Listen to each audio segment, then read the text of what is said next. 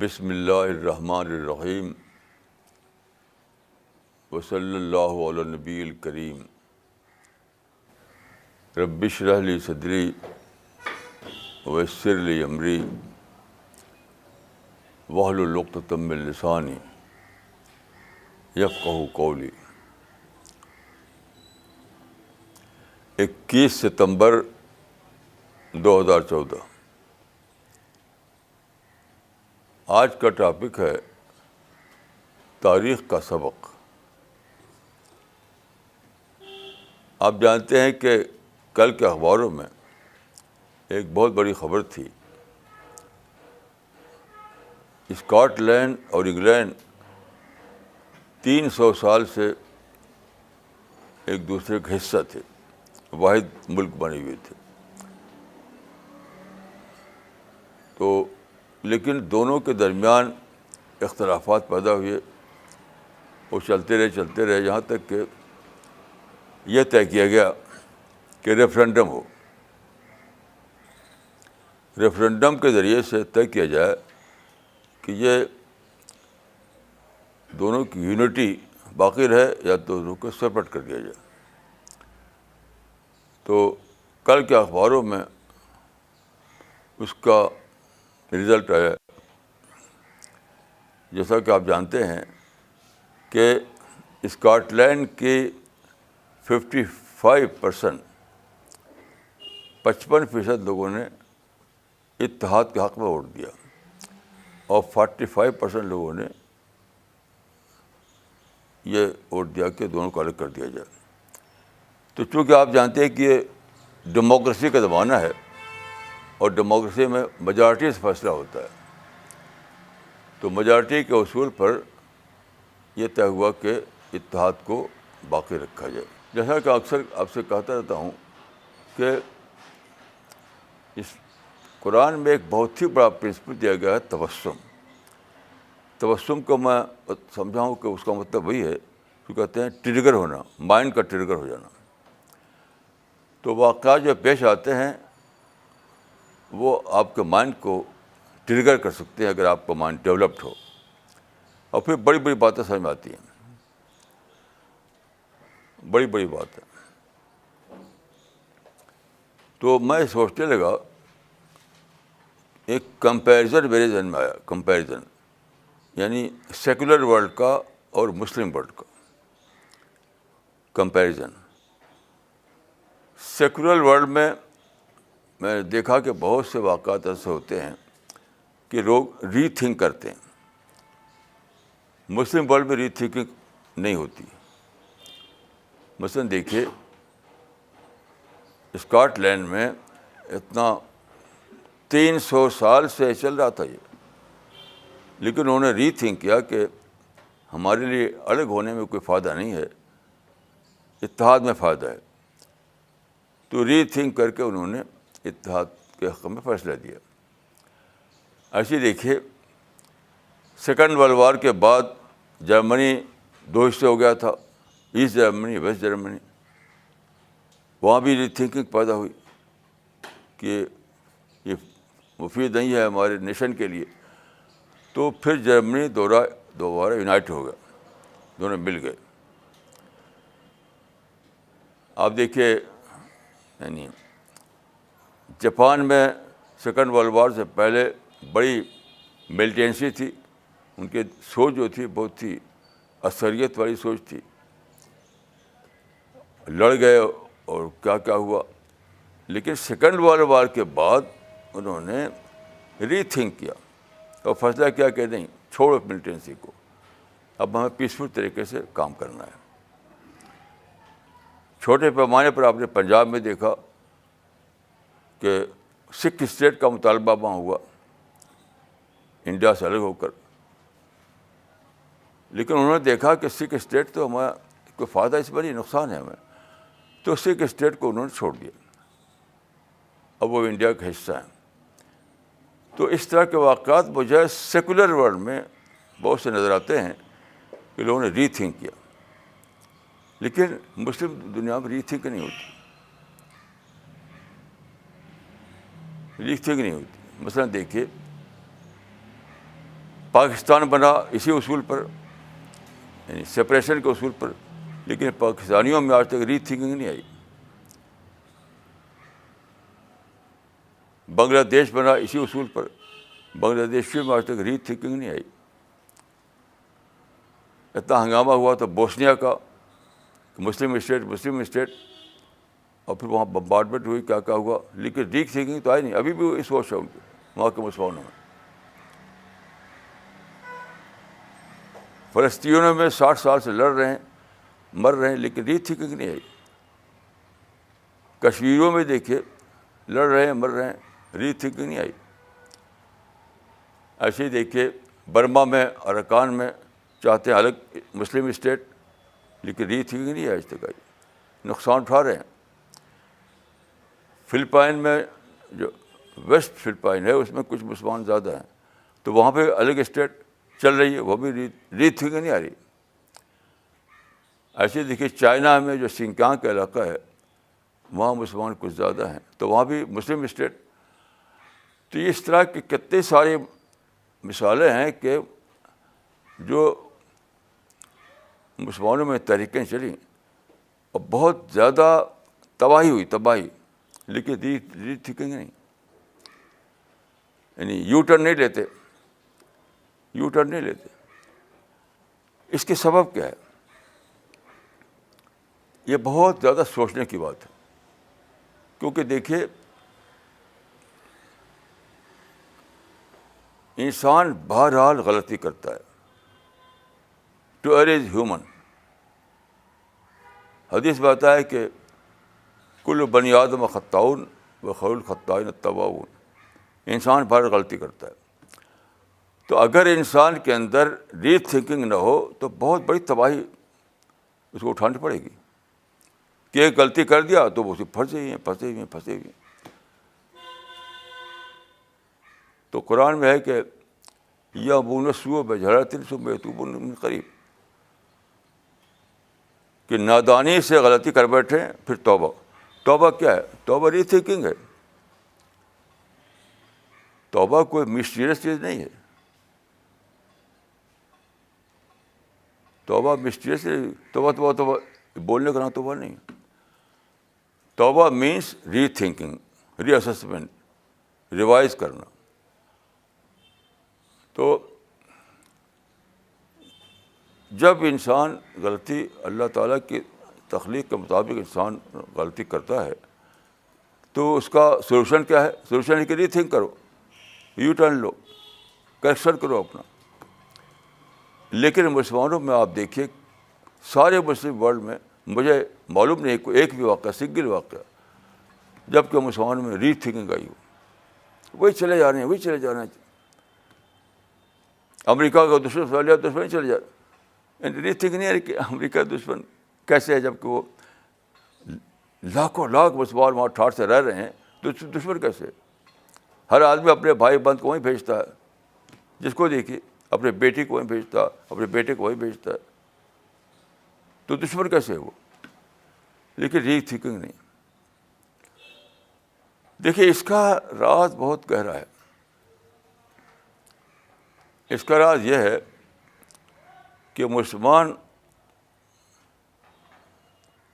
اگر مسلمانوں کا ایک مسئلہ عقیدے کا مسئلہ ہے، ایک چیز ہے عقیدہ، تو کسی چیز کو آپ عقیدے کا مسئلہ بنا لیں تو اس کے بارے میں آپ ری تھنک نہیں کریں گے. جیسے مثال کے طور پہ دیکھیے، ہم اللہ کو ایک مانتے ہیں یا ہمارے عقیدے کا مسئلہ ہے، تو کیا آپ ری تھنک کریں گے کہ اللہ کے ساتھ دو بھی ہو؟ ری تھنک نہیں کریں گے آپ.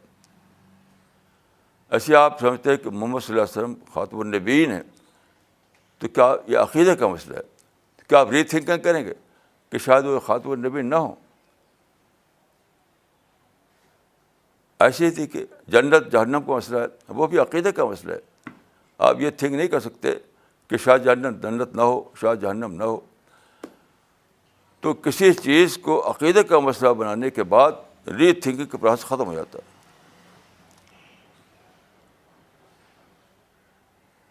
یہ ہے. اچھا، سیکولر لوگوں کے ہاں عقیدے کا مسئلہ ہی نہیں، وہاں ہر چیز جو ہے وہ تو ایک مٹیریل چیز ہے, سیکولر چیز ہے, تو وہ یہ تھنکنگ کرتے رہتے ہیں, بدلتے رہتے ہیں.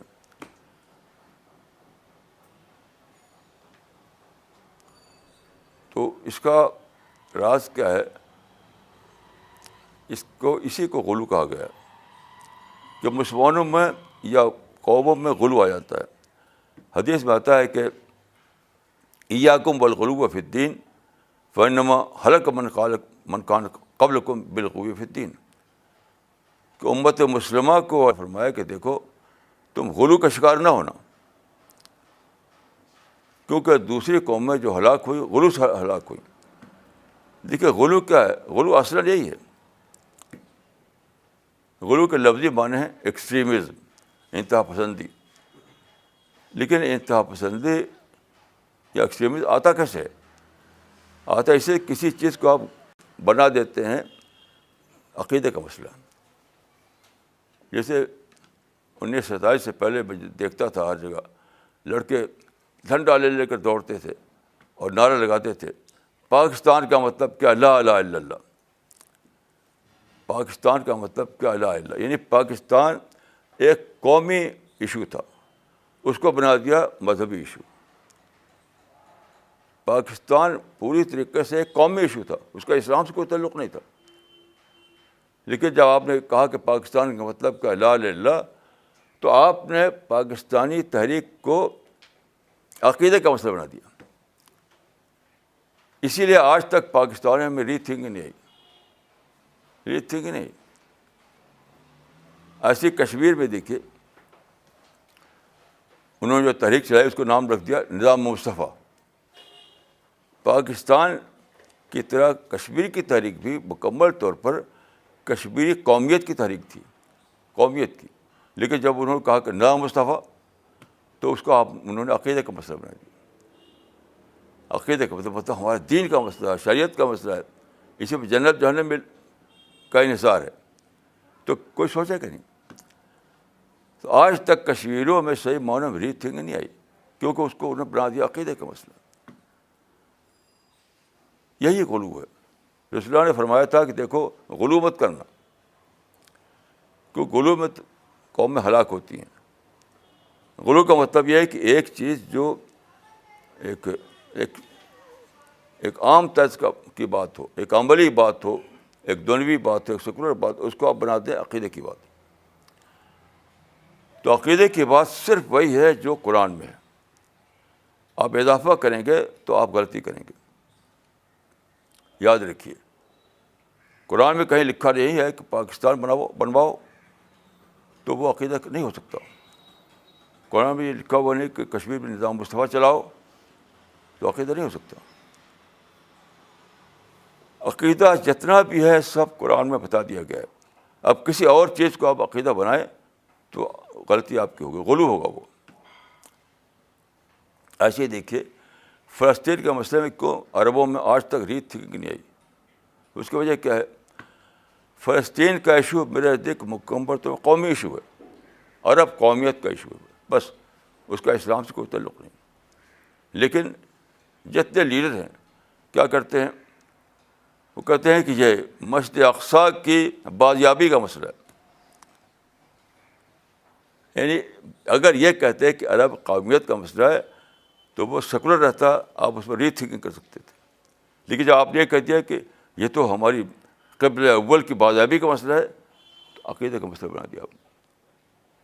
پھر آپ کبھی ری تھنک نہیں کریں گے. مرے کٹیں تباہ ہوں, آپ ری تھنک نہیں کریں گے. جیسے رسول اللہ خاتم النبیین ہے, تو کوئی آپ کو مارے کاٹے کچھ بھی کرے, آپ چھوڑیں گے نہیں, اس کو نہیں چھوڑیں گے, کیونکہ اب عقیدہ اسے جڑا ہوا ہے. تو فلسطین کا مسئلہ جو یقینی طور پر تھا عرب قومیت کا مسئلہ. دیکھیے ہوتا یہ ہے, اگر آپ عقیدے کا مسئلہ نہ بنائیں تو آپ رزلٹ کو لے کر سوچتے ہیں. عقیدے کا مسئلہ نہ بنائیں تو رزلٹ کو لے کر سوچتے ہیں. فلسطین کا مسئلہ اگر آپ رکھتے عرب قومیت کا مسئلہ, تو آپ رزلٹ کو لے کر سوچتے ہیں کہ سب یہ تو تباہی ہو رہی, چھوڑو, تباہی سے کیا فائدہ. جب بھی یاد رکھیے عقیدے سے باہر کوئی مسئلہ رہے گا تو وہ رزلٹ کو لے کر اس کو آپ جج کریں گے، رزلٹ کو لے کر جج کریں گے. رزلٹ لکھ رہا تو ٹھیک ہے، نہیں لکھ رہا تو چھوڑ دیں گے اس کو. لیکن جب اس کو عقیدے کا مسئلہ بنا دیں گے آپ، تو آپ کبھی رزلٹ لے کر ہی سوچیں گے. پھر تو مریں گے، کٹیں گے، سمجھتے ہیں کہ جنت مل تو پھر بھی مل جائے گی مرنے کے بعد. تو یہ رسول اللہ صلی اللہ علیہ وسلم نے اسی کو بتایا تھا کہ دیکھو تم غلو مت کرنا. غلو کے لفظی معنی انتہا پسندی، ایکسٹریمزم، یعنی ایک چیز جو عقیدہ کا مسئلہ نہیں ہے اس کو بتانا عقیدہ کا مسئلہ. یہی تو ایکسٹریمزم ہے. ایک چیز جو حقیقتاً عقیدے کا مسئلہ نہیں ہے اس کو آپ بنا دیں عقیدے کا مسئلہ، یہ غلو ہے. مثلا کوئی فیملی کا مسئلہ ہے، بزنس کا مسئلہ ہے، جاب کا مسئلہ ہے، قومی مسئلہ ہے، تو اس کو آپ ری تھنکنگ کریں گے. بیشتر مسئلے ایسے ہوتے ہیں کہ وہ فیملی کا مسئلہ ہوتا ہے، بزنس کا مسئلہ ہوتا ہے، جاب کا مسئلہ ہوتا ہے، قومی مسئلہ ہوتا ہے. تو اس کو آپ وہی درجہ دیجیے تاکہ آپ ری تھنک کر سکیں. اور جب نتیجہ الٹا نکلے، جس کو کہتے ہیں کاؤنٹر پروڈکٹیو، الٹا نتیجہ نکلے تو آپ ری تھنک کریں، چھوڑیں اس کو. تو اللہ تعالیٰ نے جو کتاب اتاری ہے قرآن، اس میں کچھ ہی مسئلے ایسے ہیں جو عقیدے کا مسئلے ہیں کہ اللہ ایک ہے، رسول اللہ آخری نبی ہیں، جنت ہونے والی ہے، جہنم ہونے والی ہے. کچھ ہی مسئلے ہیں. اب سارے مسئلوں کو آپ نے بنا دیا عقیدے کا مسئلہ کہ پاکستان کا مطلب کیا، لا الہ الا اللہ. فلسطین کا مطلب کیا، قبلہ اول کی واپسی. کشمیر کا مسئلہ کیا، نظام مصطفیٰ قائم کرنا. ہر جگہ ہی کر رکھا. یہ جو جگہ جگہ جو سیپریٹزم ہے، جیسے سنکیانگ میں، اراکان میں، فلپائن میں اور بوسنیا میں، سب کا سب تھا قومی مسئلہ. بنا دیا اسلامی اسٹیٹ، مسلم اسٹیٹ.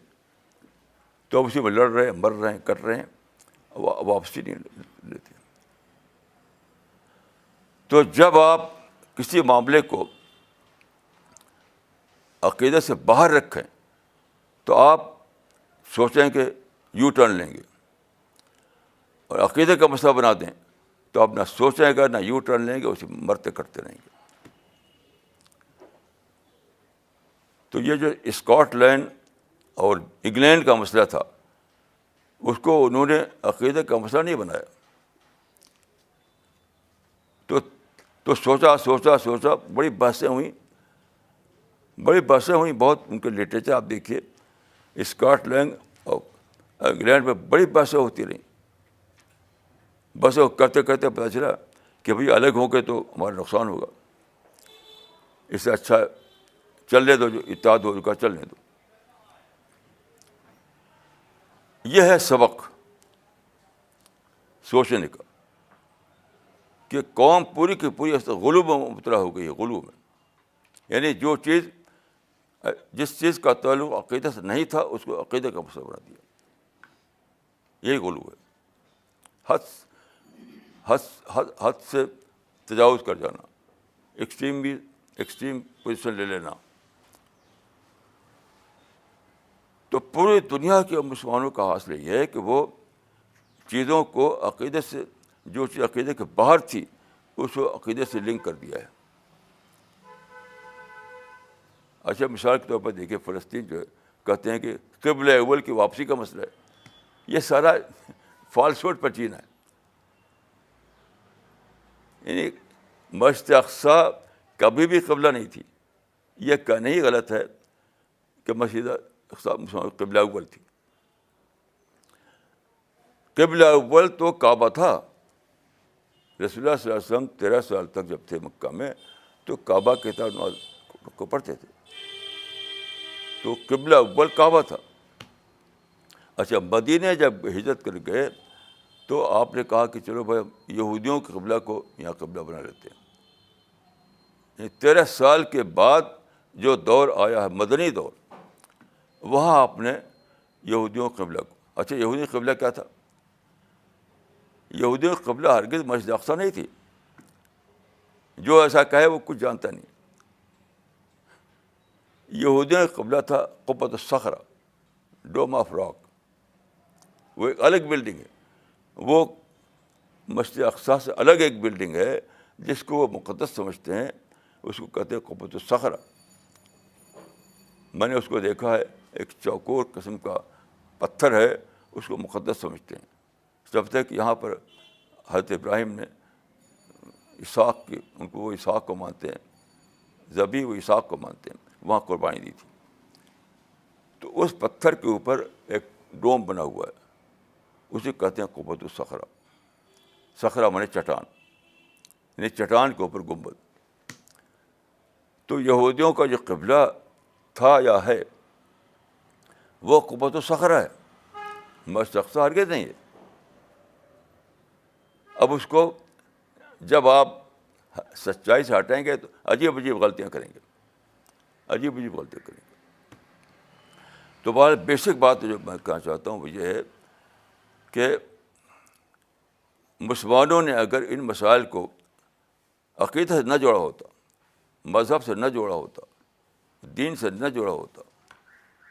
مثلا امریکہ ہے, فرض کیجیے, کیا کہتے ہیں امریکہ عدو الاسلام رقم واحد. عرب لوگ کہتے ہیں کہ امریکہ عدو الاسلام رقم واحد. امریکہ از انیمی نمبر ون آف اسلام. تو اسلام کا نہیں بتا دیا. اگر فرض کیے یہ کہتے کہ مسلم قوم کا انیمی, تب بھی آپ ری تھنک کرتے. اب اسلام کا انیمی بنا دیا تو ری تھنک نہیں کریں گے آپ, اس کو دشمنی سمجھتے رہیں گے آپ. اور کوئی قوم, یہ بالکل لغو بات ہے کہ اسلام کی دشمن ہے. اسلام کے دشمن تو عرب کے کافر و مشرک بھی نہیں تھے. وہ یہ سمجھتے تھے کہ ہماری لیڈی چل جائے گی. ہرگز دشمن نہیں تھے وہ اسلام, کوئی بھی اسلام کا دشمن نہیں ہو. تو امریکہ اسلام کا دشمن ہے, یہ ایک فالس ہوڈ پر جینا ہے. اسی کی وجہ سے ری تھنکنگ نہیں آتی, اور اس سے نتیجہ کہ منافق بن جانا پڑتا ہے. یعنی ایک طرف تو آپ سمجھتے ہیں کہ امریکہ اسلام دشمن ہے, اور دوسرے اپنے بچوں کو وہیں بھیجتے ہیں, خود وہیں جانا چاہتے ہیں, وہیں سے پیسہ لاتے ہیں. یہ منافقت ہے. تو ہمیں دیکھیے سب سے زیادہ اس سے بچنا ہے کہ ہم غلو کا طریقہ اختیار کریں.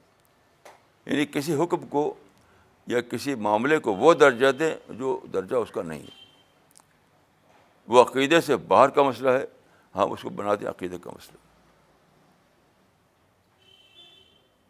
سارا جھگڑا فساد. اب دیکھیے جو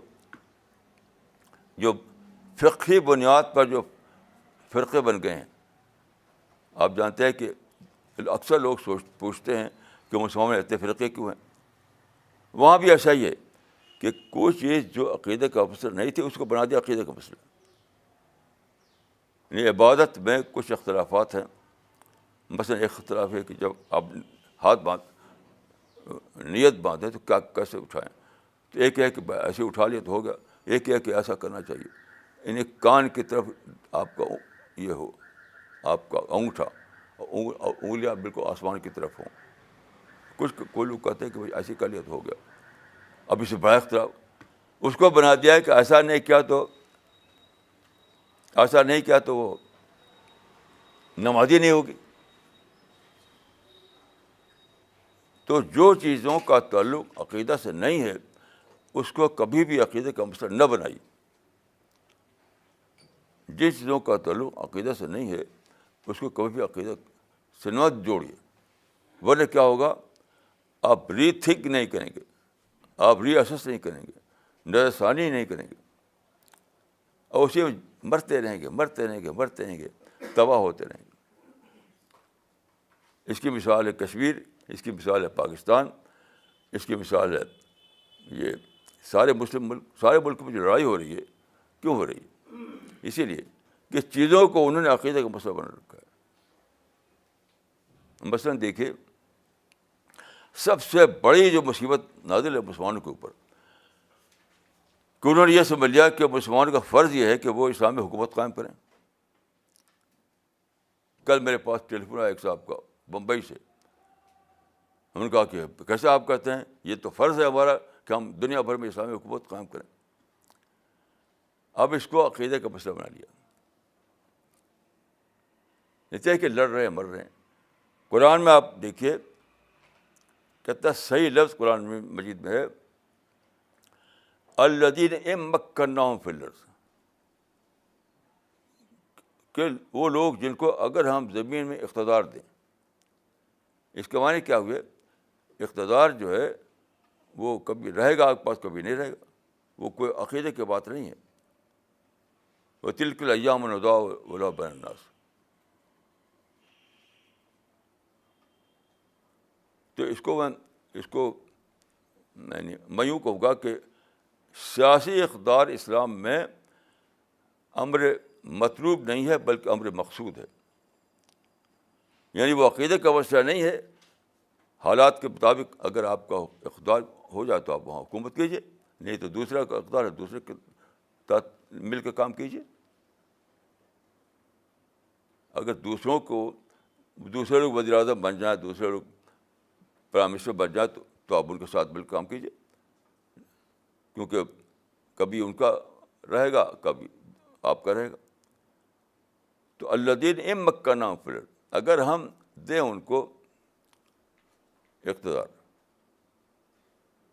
اور قرآن میں دیکھیے دوسری آیت ہے کہ ملک کہتے ہیں اقتدار کو, کہ ملک اللہ کا ہے, کبھی ان کو دیتا ہے کبھی ان کو دیتا ہے.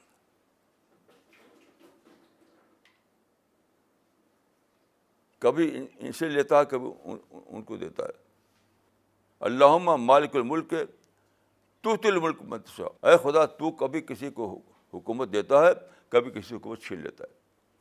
اس کے معنی ہے کہ حکومت عقیدہ کا مسئلہ نہیں ہے, یہ پولیٹیکل سیٹلمنٹ کا مسئلہ ہے. حکومت جو ہے وہ عقیدہ کا مسئلہ نہیں ہے, وہ پولیٹیکل سیٹلمنٹ کا مسئلہ ہے.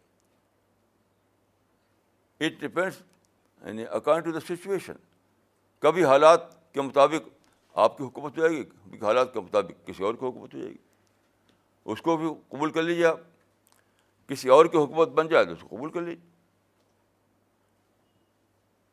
اللہم مالک الملک تؤتی الملک من تشاء وتنزع الملک ممن تشاء بیدک الخیر. اس آیت کا مطلب یہ ہے کہ اللہ کے ہاتھ میں ہے پولیٹیکل پاور. کبھی ایک سے چھینتا ہے, کبھی دوسرے کو دیتا ہے. تو پھر آپ اس کا مطلب کیا ہوا کہ حکومت کا معاملہ عقیدے کا معاملہ نہیں ہے. حکومت معاملہ حالات پر ڈپینڈ کرتا ہے, حالات پر ڈپینڈ کرتا ہے. یعنی جیسے حالات ویسے حکومت.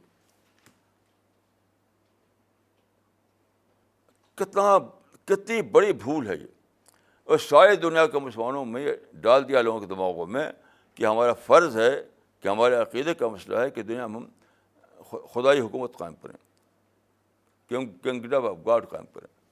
یہ بالکل فالس سوٹ میں جینا ہے. جتنے مسئلے مسلمانوں اس وقت جس کو مسئلے سمجھتے ہیں مسلمان, وہ ان کے اپنے پیدا کرتے ہیں. اور ان سب کی جڑ یہی ہے کہ جس کا تعلق عقیدہ نہیں تھا عقیدہ, اس کو عقیدے کا مسئلہ بنا دیا. مثال کے طور پر میں ایک اور مثال دیتا ہوں آپ کو کہ بابری مسجد کے سوال پر مسلمان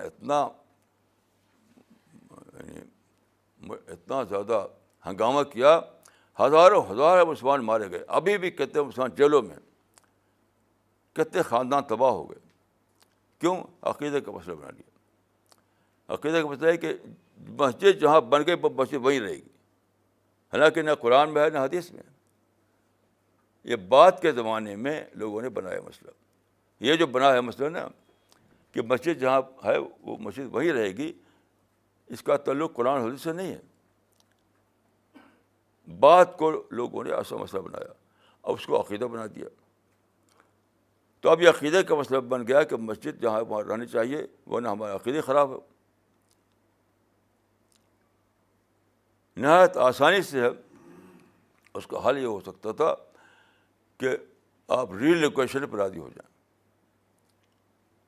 ریلوکیشن پر راضی ہو جائیں کہ مسجد وہاں ہے، وہ ایک اور زمین دے دو ہم کو، وہاں مسجد بنا لیں گے. جیسے آپ اپنے گھر کو ریلوکیٹ کرتے ہیں. کتنے لوگ ہیں جو رہتے تھے پرانی دلی میں، اب وہ نظام الدین رہتے ہیں، نظام الدین ایسٹ میں، نظام الدین ویسٹ میں. تو انہوں نے اپنے گھر کو ریلوکیٹ کیا. ہے یہ مسئلہ مسجد کا. اگر کوئی نزاع قائم ہو جائے، نزاع، اسی پر مسلمانوں کی جانیں قربان کرنی پڑے، تو ریلوکیٹ کر لو.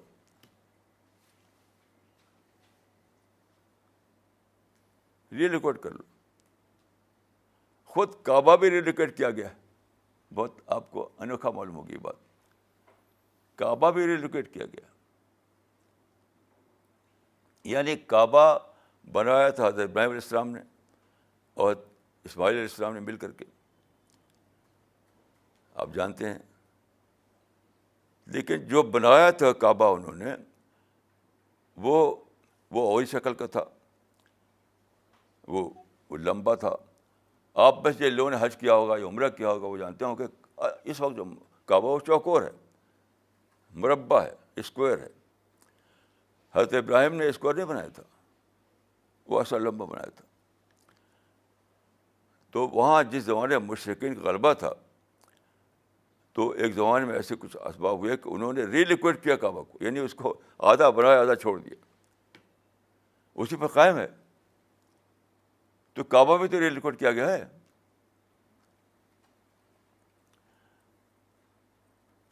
تو سب سے بڑا مسئلہ یہ ہے کہ مسلمان غلو سے باہر آئیں، غلو سے باہر آئیں، کہ جس چیز کا تعلق عقیدے سے نہیں ہے اس کو عقیدے کا مسئلہ نہ بنائیں، اس کو عقیدے کا مسئلہ نہ بنائیں. اس کے بعد سارا ٹکراؤ، نفرت اور انتقام اور لڑائی، ہیٹ، یہ سب ختم ہو جائے گا. سب اسی کی وجہ سے ہو رہا ہے. اب کچھ ایک طبقہ نکلا ہے، وہ یہ کہتا ہے کہ مسلم امپائر کے زمانے میں جہاں جہاں مسلمانوں کی حکومت تھی وہ سب ہماری ہے، یعنی وہ بھی عقیدے کا مسئلہ بنا لیا، اس کو ہمیں ری گین کرنا ہے. ویسے باقاعدہ کتابیں چھپی ہیں اس کے اوپر، میرے پاس موجود ہے کتاب، کہ وہ ہمارے لیے فرض ہے کہ اس کو ری گین کریں، اس کے لڑ کے اس کو واپس لیں. تو خلاصہ یہ ہے کہ دیکھیے، رسول اللہ نے فرمایا کہ پچھلی قومیں غلو کی وجہ سے تباہ ہوئی. اور غلو کیا ہے؟ غلو کے لفظی معنی ہے ایکسٹریمزم، انتہا پسندی. ایکسٹریمزم کا مطلب کیا ہے؟ جس چیز کا تعلق عقیدہ سے نہیں ہے اس کو عقیدہ بنا دینا. جس چیز کا تعلق عقیدہ سے نہیں ہے اس کو عقیدے کا مسئلہ بنا دینا.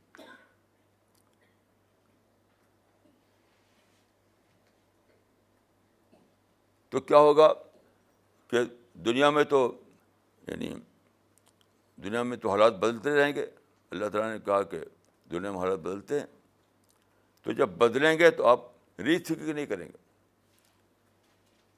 کیونکہ اس کو عقیدے کا مسئلہ رکھا ہوگا آپ نے. تو یاد رکھیے، عقیدے کا مسئلہ صرف وہ ہے جو قرآن میں بتایا گیا، باقی جو ہے وہ ہے میٹر آف کنوینئنس.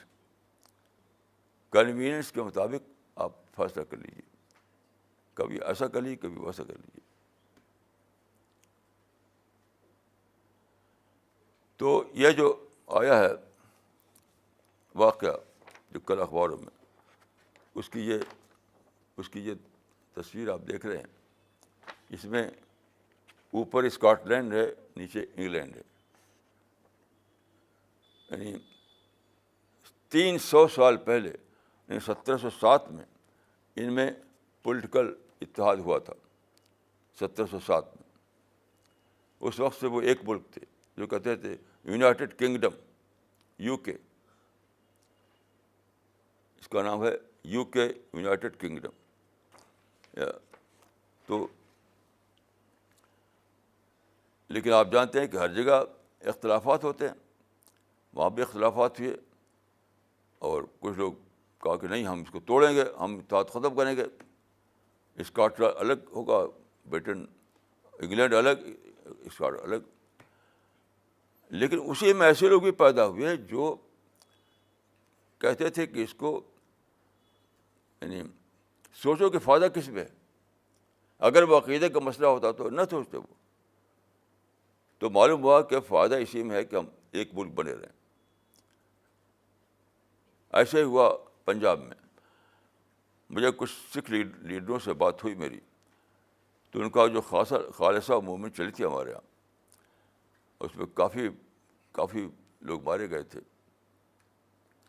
تو بات کو خود سرداروں میں ایسے لوگ پیدا ہوئے، انہوں نے کہا کہ بھائی اس کو پھر سے سوچو، ری تھنک کرو.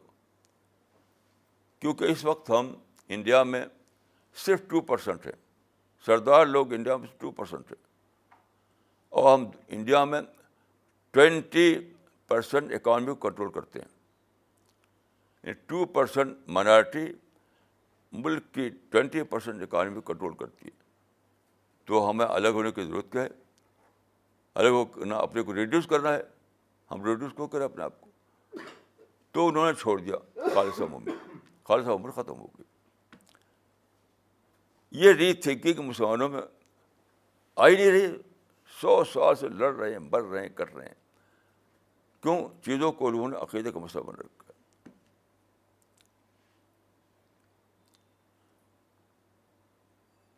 اس کا جو نقصان ہے، دیکھیے دو بہت ہی بڑے بڑے نقصان ہیں. ایک نقصان تو یہ ہے کہ مسلسل طور پر مسلمان جی رہے ہیں نگیٹو تھنکنگ میں، مسلسل طور پر کہ ہم محروم کمیونٹی ہیں، ہم سیج میں ہیں، ہم انڈر سیج ہیں، ہم سے یہ چھینا جا رہا ہے، ہم سے وہ چھینا جا رہا ہے، ہم مظلوم ہیں، ہم محروم ہیں. تو مسلسل طور پر پوری مسلم کمیونٹی جو ہے نگیٹیوٹی میں جی رہی. پازیٹیو تھنکنگ ختم ہو گئی مسلمانوں سے، اور اس کے جڑ میں غلو ہے. دنیا میں کہیں بھی جائیے مسلمانوں میں آپ پازیٹیو تھنکنگ نہیں پائیں گے. اور جہاں پازیٹیو تھنکنگ نہ ہو وہاں معرفت بھی ختم ہو جاتی. اللہ کی معرفت جو سب سے بڑی چیز ہے وہ بھی ختم ہو جاتی. اور ساری دنیا کے مسلمانوں کا یہ حال ہے. دوسری جو بھاری قیمت دے رہے ہیں مسلمان، وہ کیا ہے؟ دعوت اللہ کا ذہن ختم ہو گیا. کیونکہ دوسری قوموں کو بنا لیا آپ نے رائول، دشمن، ٹکراؤ پیدا کر لیا ان سے. تو دعوت چلتی ہے خیرخواہی پر، دعوت چلتی ہے خیرخواہی پر. خیرخواہی نہیں تو دعوت بھی نہیں. قرآن میں ایک انی لکم ناصح، میں تمہارا خیر خواہ ہوں، پیغمبر نے کہا تھا. تو یہ جو غلو کر کے مسلمانوں نے جو مسئلے کھڑے کیے فرضی، اس کا نتیجہ کیا ہوا کہ ساری دنیا سے انہیں نفرت ہو گئی. تو دائی مدعو کا تعلق ختم ہو گیا، دائی مدعو کا تعلق ختم ہو گیا. اب کیا ہے؟ حریف کا تعلق، حریف اور رقیب کا تعلق قائم ہو گیا. ساری دنیا آپ کو دشمن نظر آتی ہے، حریف نظر آتی ہے، رقیب نظر آتی ہے، رائول نظر آتی ہے. تو دعوت کا جذبہ کہاں سے آئے گا؟ دعوت کا جذبہ کہاں سے آئے گا؟ اور پھر ایک اور بات دیکھیے، ایک بہت ہی بڑی بات یہ ہے کہ یہ جو ایج ہے، ایج آف گلوبلائزیشن ہے. کہا جاتا ہے کہ پوری دنیا ایک ولیج بن گئی، گلوبل ولیج. تو اس معنی کیا ہوئے؟ اس زمانے میں بزنس، تجارت اور جو ایکٹیویٹیز ہوتی ہیں وہ سب گلوبلائز ہو چکا، گلوبلائزیشن ہو چکا ان کا. گلوبل لیول پر آپ کو پلاننگ کرنی پڑتی ہے.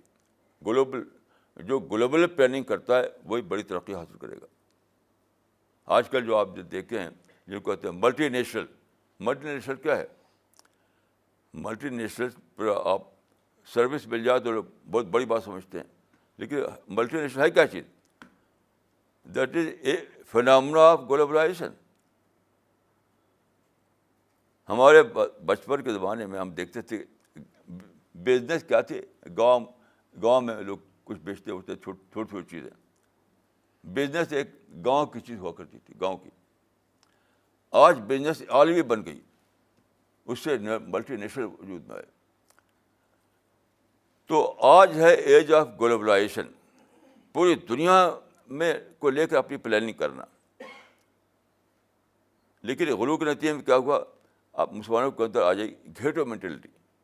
گھیٹو مینٹلٹی ہر جگہ اپنا الگ، شہروں میں الگ محلے بنائیں گے، ملکوں میں اپنا الگ بٹوارہ کروائیں گے. ہر جگہ بس گھیٹو مینٹلٹی چل رہی ہے مسلمانوں میں. تو غلو سے گھیٹو مینٹلٹی، اور گھیٹو مینٹلٹی سے یعنی گلوبل تھنکنگ ختم. گلوبل تھنکنگ ختم. دیکھیے بات کہاں سے کہاں تک پہنچتی ہے. آغاز ہوا یہاں سے کہ آپ نے مذہب کے معاملے میں ایسی چیزوں کو عقیدہ بنا لیا جو عقیدہ مسئلہ نہیں تھا. اس طرح آپ غلو کا شکار ہوئے. جب غلو کا شکار ہوئے تو آپ لوگوں سے نفرتیں ہو گئی، لوگوں سے لڑنے لگے، لوگوں کو اپنا غیر سمجھنے لگے. وی اینڈ دے کانسیپٹ پیدا ہوا. یعنی وی اینڈ وی کانسیپٹ ختم ہو گیا، وی اینڈ دے کانسیپٹ پیدا ہوا. تو یعنی اب مسلمان یہ سمجھ نہیں پائے کہ ایج آف یہ ہے، یہ وہ ہے گلوبلائزیشن کی ایج ہے. یہ سمجھ نہیں سکے. میں تو یہ لفظ نہیں کسی مسلمان سنا کہ یہ ایج آف گلوبلائزیشن ہے. بس وہی گھیٹو میٹیلٹی کی باتیں ہوتی ہیں ہر جگہ، سیپریٹزم کی باتیں ہوتی ہیں ہر جگہ. ہمارا الگ ہماری کالونی ہونی چاہیے، الگ ہمارا کنٹری ہونا چاہیے. ہر چیز علیحدگی سپریٹزم. تو میں سمجھتا ہوں کہ آخری وقت آ گیا ہے کہ ہم یہ سوچیں، ری تھنک کریں. ری تھنکنگ اس وقت ضرورت ہے، پروسیس آف ری تھنکنگ کی سب سے زیادہ. ہم کو اپنے آپ کو غلو سے باہر لانا ہے، غلو کے پھندے سے نکالنا ہے اپنے آپ کو. تب جا کر نئی سوچ آئے گی، تب جا کر ہم دین کو صحیح طور پر سمجھیں گے، تب جا کر ہم کو دعوت اللہ کی اہمیت معلوم ہوگی، تب جا کر ہم ری پلاننگ کریں گے، تب جا کر ہم کو یہ ہوگا کہ آج کے دور میں جو اپرچونیٹیز ہیں اس کو اویل کر پائیں گے. یہ ساری باتیں اسے جڑی ہوئی ہیں. تو میں دعا کرتا ہوں کہ اللہ تعالیٰ مجھ کو آپ کو توفیق دے کہ ہم اس کو قرآن میں توبہ کہا گیا تو ہم توفیق دے کہ ہم توبہ کریں، یعنی ری تھنکنگ کریں، پھر سے سوچیں، پھر سے پلاننگ کریں. ری پلاننگ وقت کی سب سے بڑی ضرورت ہے. تو میں اسی کی دعا کرتا ہوں اپنے لیے، آپ سب لوگوں کے لیے اور سارے مسلمانوں کے لیے، کیونکہ یہی وہ یہی رائٹ اسٹارٹنگ پوائنٹ ہے. مسلمانوں کے لیے اصلاح کا، کل میں ایک بڑا لمبا مضمون پڑھ رہا تھا، اصلاح امت کیسے ہو. تو بھی یہی بات غائب. اصلاح امت کیسے ہو کہ مانے ہونے سب سے پہلا سوال یہ ہے کہ یعنی کہ اسٹارٹنگ پوائنٹ کیا ہے، اس کو دریافت کرو. سب سے بڑا مسئلہ ہے کہ آپ یہ دریافت کریں کہ اسٹارٹنگ پوائنٹ کیا ہے، جس کو کہتے ہیں عربی میں من این نبدا. اسٹارٹنگ پوائنٹ یہ ہے من این نبدا، from where to begin, from where to begin. تو میں دعا کرتا ہوں اپنے لیے، آپ سب لوگوں کے لیے، تمام مسلمانوں کے لیے کہ ہمارے اندر رائٹ تھنکنگ آئے، ہم صراط مستقیم کو دریافت کر سکیں اور اس راہ پر چلنے کا فیصلہ کر سکیں جو ہمیں اللہ کی طرف لے جانے والا ہے، جس میں دنیا میں اللہ کی رحمتیں ہیں اور آخرت میں اللہ کی جنت ہے۔ السلام علیکم ورحمۃ اللہ۔ عامر بن یوسف صاحب نے کیا ہے، اور انہوں نے آپ سے پوچھا ہے کہ اللہ پر ہم اپنا انشیکیبل ایمان لا سکیں، اس کی کیا ریکوائرمنٹ ہے، اس کے بارے میں بتائیں۔ دیکھیے، جب ہم کلمہ پڑھتے ہیں تو ہم کیا کہتے ہیں؟ لا الہ الا اللہ، اسی میں اراد بتایا گیا ہے، لا الہ الا اللہ۔ اس کے معنی ہے کہ اللہ پر یقین لانے سے پہلے جو غیر خدا ہے اس سے اپنے کو ہٹانا پڑتا ہے۔ جس کو میں آج کل کی زبان میں کہتا ہوں، اپنے کو ڈسٹریکشن سے بچانا۔ پہلے لا الہ آتا ہے، پھر الا اللہ آتا ہے۔ پہلے آپ غیر خدا سے اپنے کو کاٹتے ہیں، تب آپ کو خدا ملتا ہے۔ تو اسی کو میں کہتا ہوں آج کل کی زبان میں کہ اپنے کو ڈسٹریکشن سے بچائیے۔ سارا جو معاملہ ہے وہ ہے ڈسٹریکشن۔ آدمی پھنسا رہتا ہے اس میں اس میں اس میں اس میں اس میں۔ تو اگر کسی کو واقعتاً یہ مطلوب ہے کہ اللہ سے اس کا سچا تعلق ہو، اس کے اندر آخرت کی سچی فکر ہو، جنت اس کا مقصود بنے، یہ سب جو ویلیوز ہیں، اگر کوئی شخص اس کا حریص ہے تو اس کی قیمت یہی دینی پڑے گی کہ وہ اپنا آپ کو مکمل طور پر ڈسٹریکشن سے بچائے۔ جب تک آپ ڈسٹریکشن میں پھنسے رہیں گے تب تک ممکن نہیں کہ آپ کو یہ جو ہائر ویلیوز ہیں وہ آپ کو حاصل ہوں۔ مولانا اگلا سوال ڈاکٹر ہینا نے کرا ہے یو کے سے۔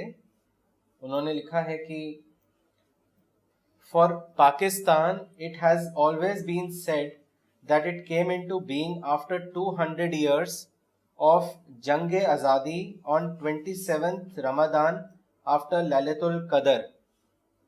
So it was a reply from God of the long-standing duas of millions of Muslim men, women and children for a place where they could live as Muslims without oppression.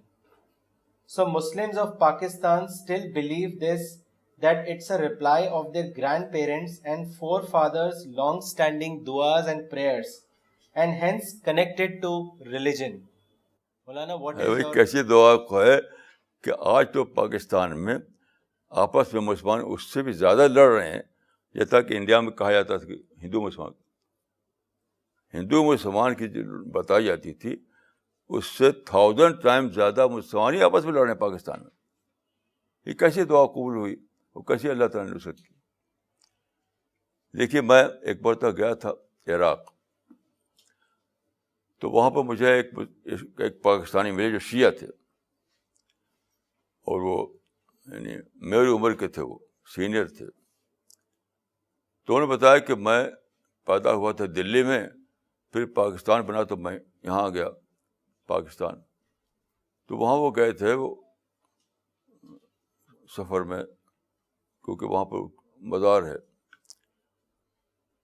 تو میں نے ان سے پوچھا کہ آپ نے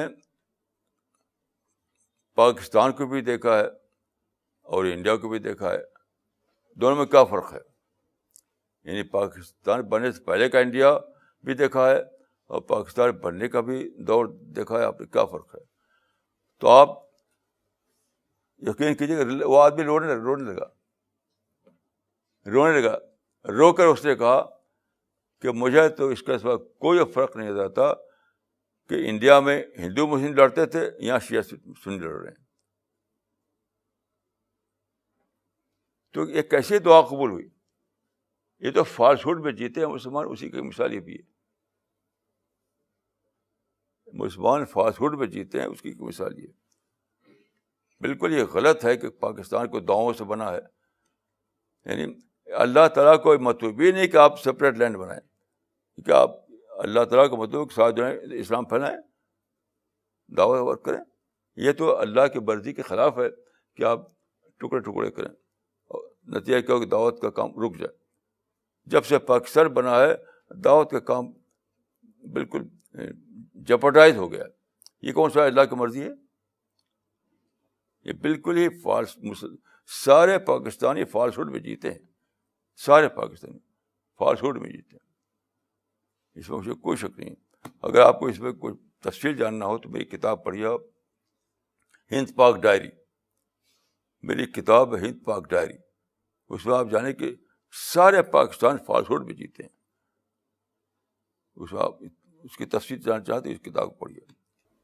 مولانا اگلا سوال اجمیر سے کیا ہے ڈاکٹر سفینہ تبسم نے, اور وہ آپ سے یہ جاننا چاہتی ہیں کہ what is the criteria of differentiating social issues with the issues of faith, اس کے بارے میں بتائیں. دیکھیے کرائٹیریا تو بہت آسان ہے. دعویٰ ورک جو اس کو ہم کہتے ہیں, اس کا تعلق تمام تر آخرت سے ہے. قرآن میں ہے کہ انذار اور تبشیر, یعنی انذار کا مطلب ہے ایسے کام نہ کرو جس کی وجہ سے تم جہنم میں چلے جاؤ. تبشیر کا مطلب ہے وہ کام کرو جو تم کو جنت میں پہنچائے. اسی کا نام دعوت ہے. اور یہ سو کال سوشل کیا کہتے ہیں, سوشل سروس کیا ہے, سوشل ایشوز اور سوشل ایشوز تو ایک لیڈری ہے. میں نے اس طرح سوشل ایشوز سے آج تک کچھ ہوا, میں اس کو لیڈری سمجھتا ہوں. ایک ہی کام کرنے کا ہے, وہ ایجوکیشن. باقی سوشل ایشوز کچھ بھی نہیں, میں اس کو نہیں مانتا. سوشل ایشوز یعنی کچھ سوال نکال کے, کچھ نگیٹو پوائنٹ نکال کے لیڈری کرنا. ایک صاحب سے بات ہوئی جو سوشل ایکٹیوسٹ تھے وہ بہت دنوں سے, تو انہوں نے کہا کہ میں نے سوشل ایکٹیوسٹ تھا, میں اب چھوڑ دیا. میں نے کہا کیوں؟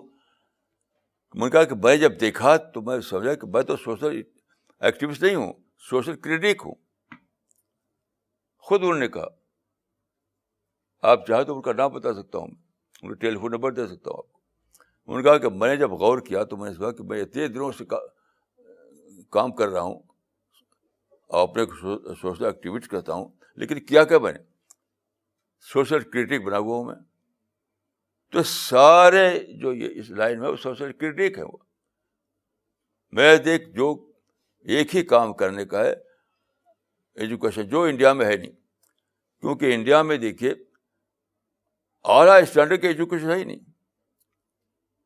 ابھی اخبار میں آیا تھا کہ دنیا کی بہترین یونیورسٹیوں کی ایک لسٹ بنائی گئی, دنیا کی 100 اچھی اعلیٰ یونیورسٹیاں, اس میں ایک بھی انڈیا کی یونیورسٹی نہیں. دنیا کے ٹاپ 100 یونیورسٹیوں میں سے ایک بھی انڈیا کی یونیورسٹی نہیں ہے. تو انڈیا تو تعلیم میں نوویئر ہے. تو کیا سوشل ایکٹیویز, کیا یہ ایکٹیویز, وہ ایکٹیویز, یہ سارے ایکٹیویز کو بھاڑ میں ڈالو اور انڈیا میں اعلیٰ درجے کی ایجوکیشن لاؤ.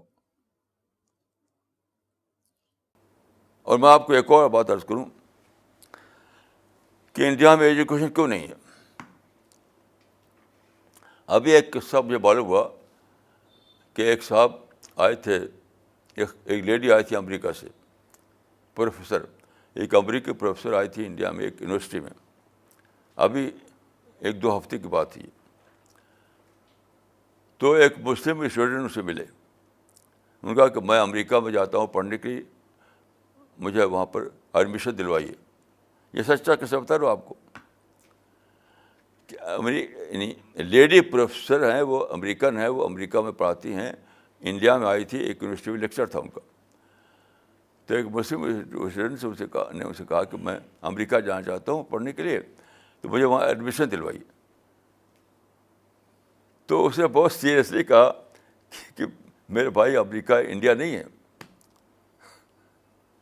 امریکہ میں ساری چیز میرٹ پہ ہوتی ہے, میرٹ پر. وہاں ایسے سفارش کر کے ایڈمیشن نہیں ملتا وہاں پر. اگر آپ میرٹ پر ہوں گے تو اور ضرور مل جائے گی, نہیں تو نہیں ملنے والے. آپ کو پریزیڈنٹ آف امریکہ بھی آپ کو ایڈمیشن نہیں دلا سکتا. تو انڈیا میں سب سے بڑی مصیبت ہے کہ ریزرویشن, رعایتیں, اور اس جو چلا انڈیا میں, اس نے تباہ کر دیا ہے نظام کو. اور امریکہ میں کیوں بہترین ایجوکیشن ہوتی ہے, وہاں سب کچھ میرٹ پر ہے. کمپیٹ اور پیرش. میں بہت زیادہ اس کا وکیل ہوں کہ یہ جو فارمولہ ہے کمپیٹ اور پیرش, یہی انڈیا میں ہونا چاہیے اور اسی سے ترقی ہوتی ہے. کمپیٹ اور پیرش. تو اس لیے امریکن لیڈی نے کہا کہ وہاں پر یہ سب نہیں ہوتا جو آپ انڈیا میں سوچتے ہوں گے کہ کوئی سفارش کر دے تو آپ کا ایڈمیشن مل جائے گا, سفارش کر دے تو آپ کو سروس مل جائے گی. وہاں نہ تو سروس ملے گی سفارش سے, نہ ایڈمیشن, سب کچھ میرٹ پہ ہوتا ہے. وہاں کا اصول ہے کمپیٹ اور پیرش.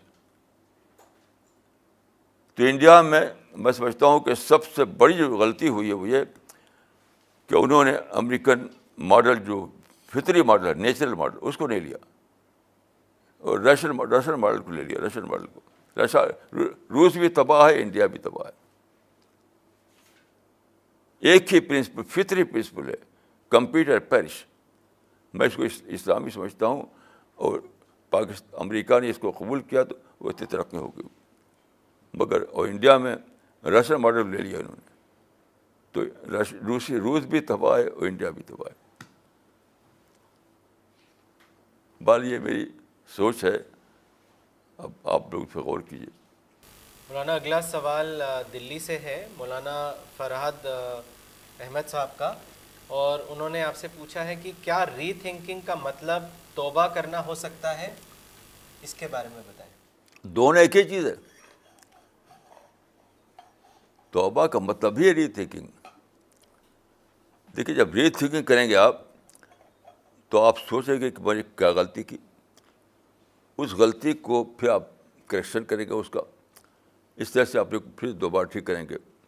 یعنی بھٹکے ہیں تو آپ صحیح راستے پر آئیں گے. میں سمجھتا ہوں کہ توبہ جو ہے وہ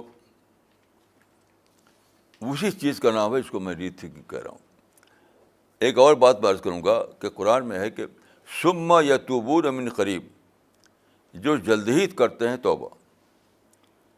تو ری تھنکنگ بہت جلد کرنی چاہیے, کیونکہ ہوتا یہ ہے کہ اگر آپ توبہ قریب نہیں کیا آپ نے تو آپ کے اندر آپ کنڈیشننگ کی وجہ سے آپ پکا ہو جائیں گے اسی میں, پھر توبہ کی توفیق نہیں ہوگی آپ کو. ثم یتوبون من قریب, یعنی غلطی کیا تو جلدی سے توبہ کرو, جلدی سے پھر سے سوچو, نہیں تو کیا ہوگا, کنڈیشننگ کا پروسیس شروع ہو جائے گا. اگر آپ نے توبہ قریب نہیں کیا تو کنڈیشننگ کا پروسیس شروع ہو جائے گا, اور دھیرے دھیرے آپ کا احساس بڑھ جائے گا, احساس ہی بڑھ جائے گا کہ آپ اپنی غلطی کی تھی. یعنی غلطی کا احساس بڑھ جائے گا اگر آپ توبہ قریب نہیں کیا آپ نے.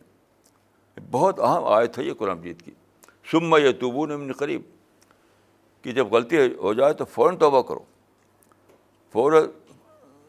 فوراً دوبارہ سوچو, نہیں تو اسی میں تم کنڈیشن جو ہو جاؤ گے اور پھر توبہ کی توفیق بھی تم کو نہیں ہوگی.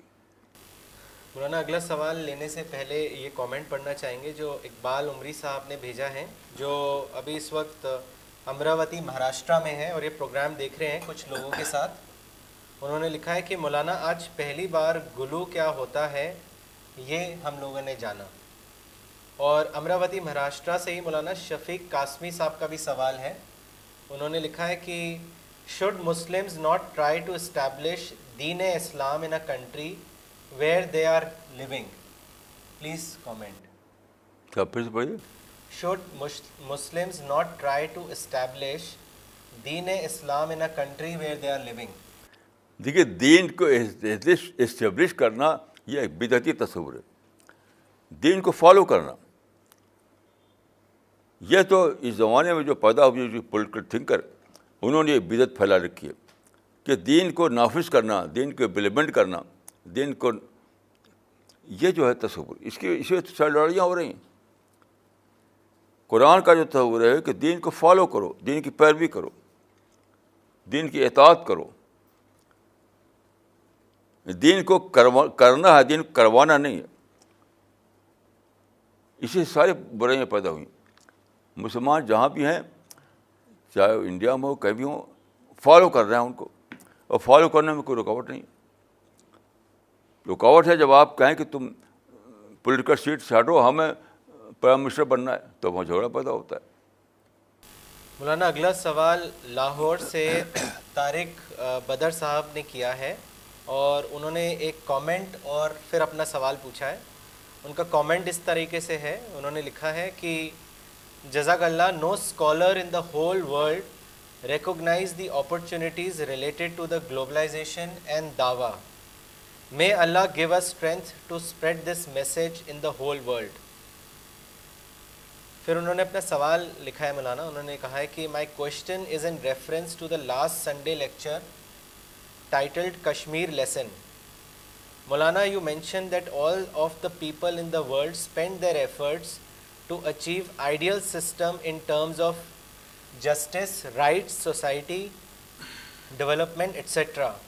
But current progress of the world or West is the result of their continuous efforts towards achieving the ideal system. What is your comment on this? دیکھیے آئیڈیل سسٹم تو کہیں بھی نہیں ہے, امریکہ بھی نہیں, یورپ میں بھی نہیں ہے. کسی بھی کنٹری میں آئیڈیل سسٹم نہیں ہے, ہر جگہ لیس دین آئیڈیل ہے. جہاں تک اسلام کا تعلق ہے تو میں یہ کہوں گا کہ یہ بالکل مبتدعانہ تصور ہے کہ عدل کو قائم کرو. قرآن کا تصور ہے کہ عدل کو فالو کرو. قرآن میں دیکھیے ہے کہ لیقوم الناس بالقسط, تاکہ لوگ قسط کی پیروی کریں. اعدلوا, عدل کی پیروی کرو. کہیں بھی سارے قرآن میں نہیں کہ عدل کا نظام قائم کرو. دنیا میں عدل کا نظام قائم کرو, دنیا میں عدل کی حکومت قائم کرو. یہ بالکل ہی اس کا ایلین ہے قرآن مجید میں. یہ بات سارا فساد اسی سے پیدا ہوا ہے کہ مسلمانوں کو بتایا گیا کہ تمہارا کام ہے کہ تم دنیا میں عدل کی حکومت قائم کرو. اب لڑ رہے ہیں لوگ. یہ اسلامی تصور نہیں ہے.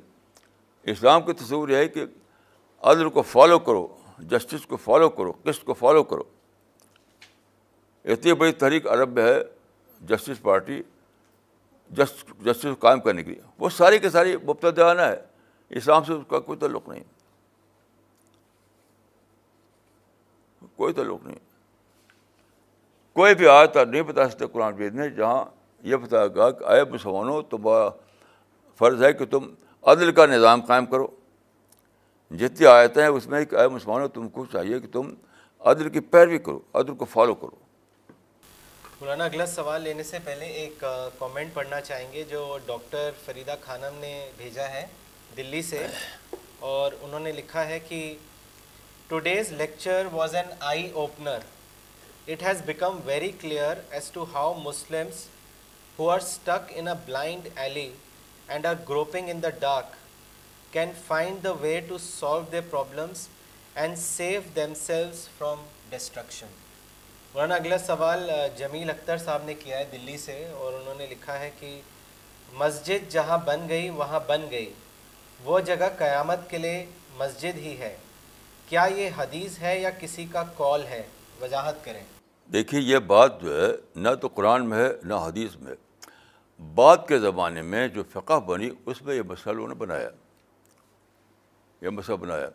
لیکن میں اس کو اسلامی نہیں سمجھتا, بات کو بننے والی فقہ کا جز سمجھتا ہوں. لیکن ایک اور بات میں کہتا ہوں, اسی فقہ کا یہ مسئلہ ہے, اسی فقہ کا کہ الضرورات تبیح المحظورات, یعنی نیسیسٹی جب پیدا ہو جائے تو حرام حلال ہو جائے گا. تو سوال یہ ہے کہ ایک بلڈنگ کو بچانے کے لیے اگر ہزاروں مسلمان مارے جا رہے ہیں تو وہ نیسیسٹی نہیں ہے, وہ نہیں ہے جس میں کہ آپ اپنے حقوق کو بدلیں. نیسیسٹی میکس ان لافل لافل. اس کو آپ اپلائی کیوں نہیں کرتے؟ میں دو باتیں میں کہوں گا کہ میرے نزدیک تو مسجد جہاں بن گئی وہیں مسجد ہمیشہ رہے گی. یہ قرآن کا مسئلہ نہیں, حدیث کا مسئلہ نہیں. فقہ میں بھی اختلافی مسئلہ ہے. آپ عرب جائیے تو مصر میں, شام میں, سعودی عرب میں بہت سی مسجدوں کو ری لوکیٹ کیا گیا ہے. بہت سی مسجدیں, ایک دو مسجد نہیں. دیکھیے میں بتاتا ہوں آپ کو کہ پہلے زمانے میں جب یہ حال تھا کہ چھوٹے چھوٹے گھر ہوتے تھے, گلیاں ہوتی تھیں, روڈ نہیں ہوتی تھی, تو لوگوں نے جگہ جگہ مسجدیں بنا لیا پہلے. اب جب پیٹرول آیا عرب میں اور انہوں نے سٹی پلاننگ کا نیا کانسیپٹ اپنانا چاہا, تو اس میں انہوں نے پلاننگ کی, تو دیکھا کہ جہاں میں ہاسپٹل بنانا ہے وہاں ایک مسجد ہے, جہاں میں پارک بنانا ہے وہاں ایک مسجد ہے. تو سینکڑوں مسجدیں ریلوکیٹ کی گئیں عرب میں, یعنی مکہ مدینے میں اور شام میں, مصر میں, تقریباً ہر عرب کنٹری میں. تو کیا یہ انڈیا کا اسلام الگ ہے؟ انڈیا کا اسلام الگ ہے؟ مسجدوں کو ریلوکیٹ کرنا آلریڈی تمام عرب کنٹریز میں اس کو کہتے ہیں معمول بہی, اس پہ عمل ہو رہا ہے باقاعدہ, یہ معمول بہی ہے یہ. تو انڈیا ہی میں الگ اسلام رہے گا, یا مرتے رہو کرتے رہو اور مسجد ریلوکیٹ نہیں کی جائے گی؟ تو ایک یہ مسئلہ. دوسرا یہ کہ اگر ہم کوئی فقہ کے مسئلے کو مانتا ہو تب بھی اس کو اس پر فالو کرنا چاہیے کہ الضرورات تبیح المحظورات. مولانا اگلا سوال لینے سے پہلے ایک کامنٹ پڑھنا چاہیں گے جو دلی سے بھیجا ہے مشتاق احمد وانی صاحب نے, اور انہوں نے لکھا ہے کہ I am so happy today to have got answer to the many questions I had regarding contemporary issues. My experience as a Dai at my former university enlightened me to the fact that politics and religion are two separate things. The biggest hurdle in the Dawa mission for me was this thing only. I now regret that had I been more cautious in this matter, I would have been more successful and satisfied. May Allah bless you. مولانا اگلا سوال وسیم احمد صاحب نے کیا ہے دلی سے, اور انہوں نے لکھا ہے کہ مولانا صاحب, قبۃ الصخرہ کو یہودیوں نے اپنے آپ اپنا قبلہ بنایا یا اللہ کی طرف سے اس کا حکم تھا؟ اس کو واضح کریں. بھائی یہ اس کی تو کتابوں میں یہ تو کوئی ایک ٹیکنیکل سوال ہے, یہ جو آپ فرما رہے ہیں کہ ٹیکنیکل سوال ہے. جو تاریخ ہے یہودیوں کی تاریخ, اس میں یہ ہے کہ ان کے عقیدے کے مطابق ذبیح جو ہیں وہ اسماعیل نہیں ہیں بلکہ اسحاق ہیں. آپ جانتے ہیں کہ حضرت ابراہیم کے 2 بیٹے تھے, اسماعیل اور اسحاق. تو عام مسلمان مانتے ہیں ذبیح حضرت اسماعیل کو, یہودی مانتے ہیں حضرت اسحاق کو. مسلمانوں میں بھی بعض افراد مثلا امام راضی جو ہیں وہ اسحاق کو ذبیح مانتے ہیں, جو مشہور مفسر جو ہے امام راضی. تو یہودی عقیدے کے مطابق حضرت ابراہیم نے اپنے بیٹے اسحاق کو ایک چٹان پر ذبح کرنے کے لیے لٹایا تھا. وہ بڑی سی چوکور چٹان ہے, وہ میں نے دیکھا ہے وہاں پر, اس پہ لٹایا تھا. تو اس بنا پر وہ چٹان مقدس ہو گئی, اور اس مقدس جگہ کو انہوں نے اپنا قبلہ بنایا. اب یہ بات تاریخ میں لکھی ہوئی نہیں, جہاں تک میں جانتا ہوں کہ اللہ نے حکم دیا تھا کہ انہوں نے خود بنایا تھا, لیکن قیاساً اللہ نے حکم دیا ہوگا غالباً کہ اس کو قبلہ بناؤ اپنا. لیکن یہ یقینی ہے کہ مسجد اقصیٰ یہودی قبلہ نہیں تھا, یہودی قبلہ تھا قبۃ الصخرہ.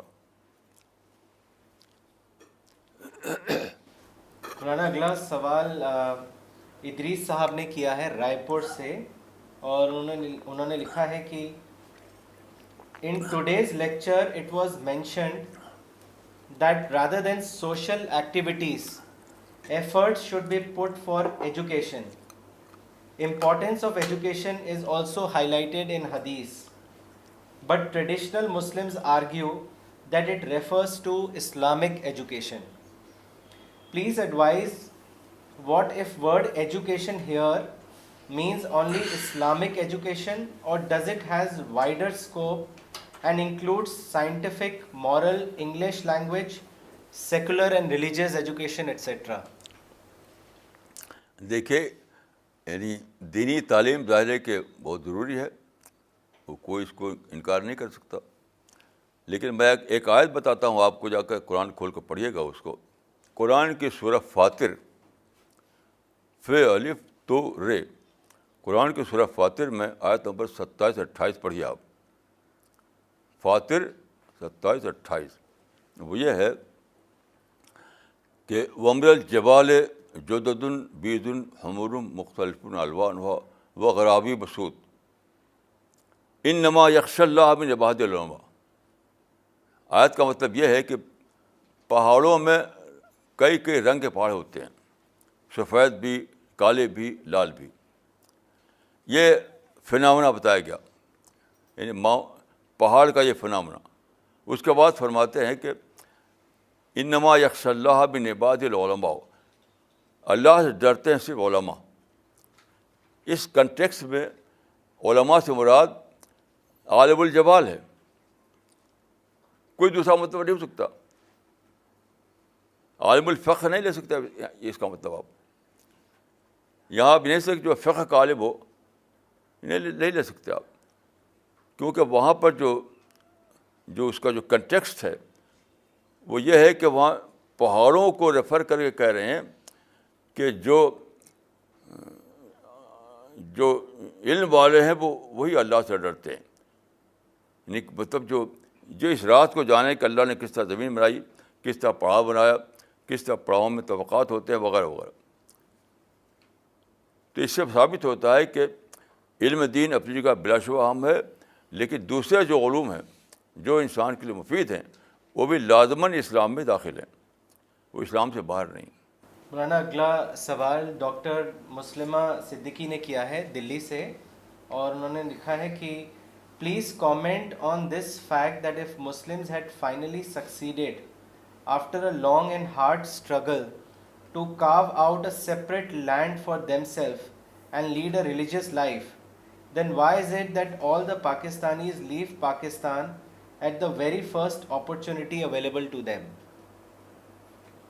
کیا جس ہے سوال کا جس کیا ہے کہ مولانا اگر اتنی کوششوں کے بعد پاکستان بنا تو ایسا کیوں ہے کہ کوئی بھی اگر اپرچونٹی آتی ہے پہلے تو وہ پاکستان چھوڑ کے دوسرے ملک میں چلے جاتے ہیں، ایسا کیوں ہے؟ دیکھیے، پاکستان بنوایا گیا تھا مذہب کے نام پر، لیکن اس کا مذہب سے کوئی تعلق نہیں تھا. وہ تو ایک جذباتی یعنی قومیت بھی نہیں تھی، جذباتی قومیت. اس کا مذہب سے کوئی تعلق نہیں، اسلام سے کوئی تعلق نہیں. تو وہاں جو گئے لوگ بھاگ بھاگ کر کے دیکھا کہ پاکستان میں زیادہ مواقع نہیں ہیں اور یورپ میں زیادہ مواقع ہیں، امریکہ میں زیادہ موقع ہے، تو وہاں بھاگ گئے، کیونکہ کچھ ذہن تو برابر تھا نہیں. نہ پاکستان بننے سے پہلے نہ پاکستان بننے کے بعد ان کے اندر کوئی دینی ذہن تھا. دینی ذہن کا مطلب ہے کہ دعوت اللہ کا کام کرنے کا ذہن مثلاً یہ تھا ہی نہیں. وہ تو یعنی ان کا مادی ذہن پہلے بھی تھا، مادی ذہن اب بھی تھا. یعنی پری پاکستان بھی مادی ذہن تھا، پوسٹ پاکستانی مادی ذہن تھا. تو جہاں دیکھا کہ جہاں کمائی ہے وہاں بھاگ رہے ہیں. پاکستان کا یہ تو نعرہ صرف تھا کہ پاکستان کا مطلب لا الہ الا اللہ، یہ سب نعرہ تھا، اس کا اسلام سے کوئی تعلق نہیں. اور دیکھیے یہ بدعت ہے، کیونکہ مذہب کے نام پر کوئی علاقہ الگ کروانا یہ تو کسی پیغمبر نے نہیں کیا. رسول اللہ نے صحابہ نے ایسا کبھی بھی نہیں کیا کہ اسلام کے نام پر کہیں کہ ہم کو اتنا حصہ بانٹ کر دو. یہ تو اس قسم کی سیاست تو اس کا اسلام سے کوئی تعلق نہیں. تقسیم کی سیاست بلا شبہ اس کا اسلام سے کوئی تعلق نہیں. یعنی پارٹیز آف پارٹیشن اس کا اسلام سے کوئی تعلق نہیں. تو جب اسلام سے تعلق ہے اس کا نہیں ہے تو وہاں اسلام کہاں سے آئے گا؟ جب پارٹیز آف پارٹیشن جو اٹ سیلف واز ان اسلامی، تو کیسے ممکن ہے کہ وہاں اسلام آ جائے؟ تو یہ تو ایک ہنگامہ تھا، اس کا کوئی تعلق عقل سے بھی تعلق مانتا اس کو. اسلام تو بہت دور کی بات ہے. آج دیکھیے پاکستان ایک فیلڈ اسٹیٹ ہے وہ. اس سے زیادہ ترقیاں تو انڈیا میں ہوئی ہیں. تو یہ اس کا تعلق نہ تو پاکستان، اس کا تعلق نہ تو اسلام سے ہے نہ عقل سے ہے. یہ ایک جذباتی ہنگامہ تھا پہلے بھی اور اب بھی ہے.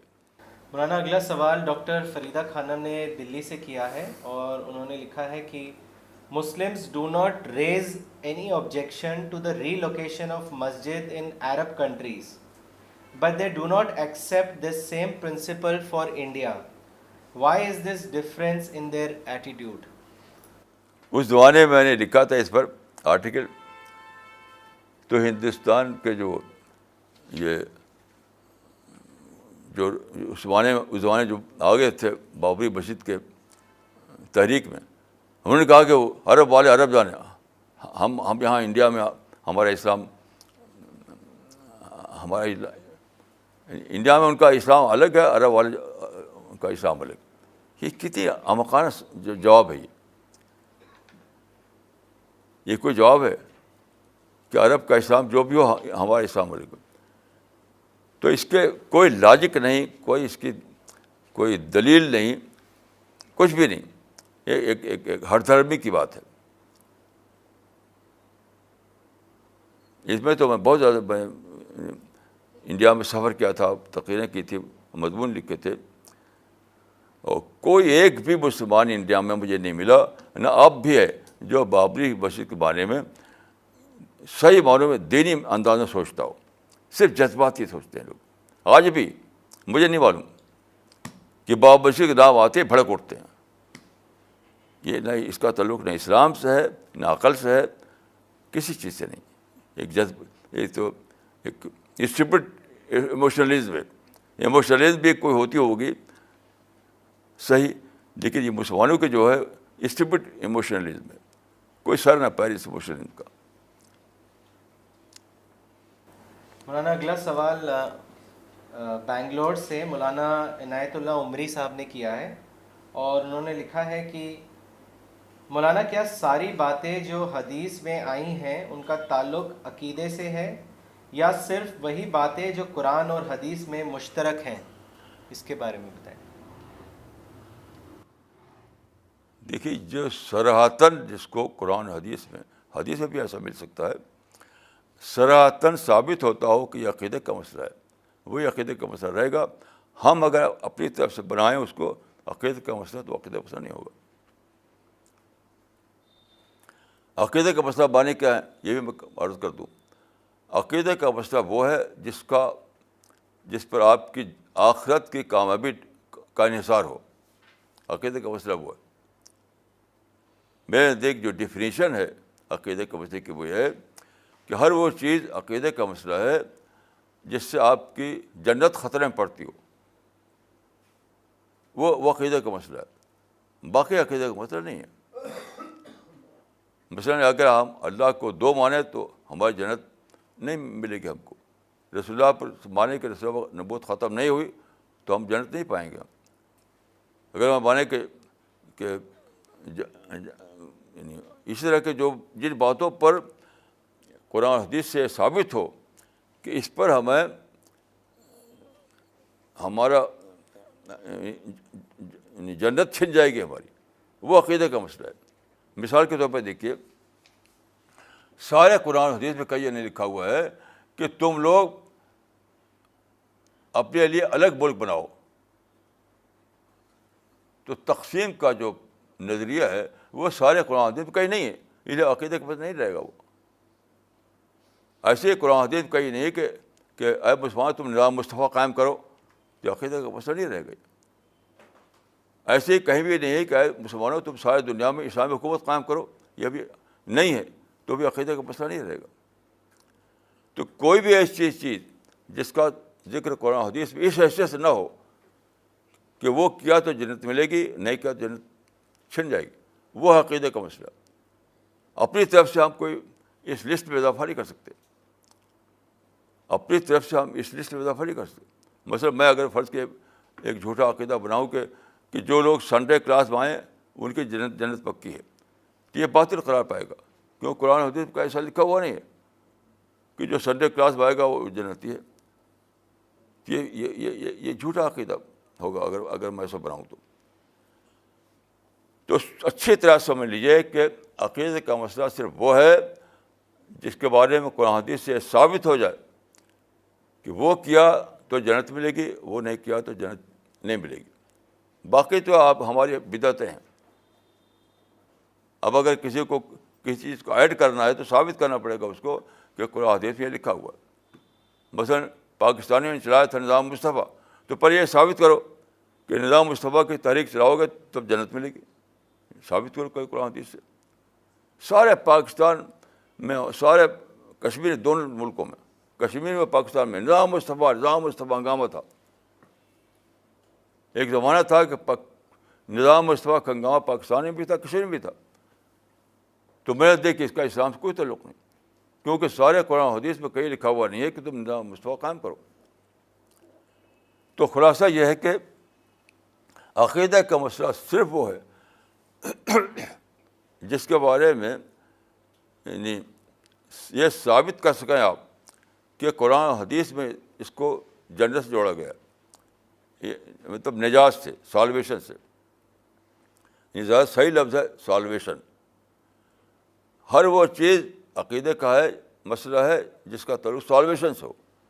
اگر سالویشن سے اس کا تعلق نہیں ہے تو عقیدے کا مسئلہ بھی نہیں ہو. تو جن چیزوں کا تعلق سالویشن سے نہ ہو, نجات آخرت سے نہ ہو, وہ عقیدے سے باہر قرار پائے گی, اور اس میں ہم حالات کے اعتبار سے ایک رویہ قائم کریں گے. کوئی ایبسولوٹ اس میں کوئی چیز ایبسولوٹ نہیں ہوگی.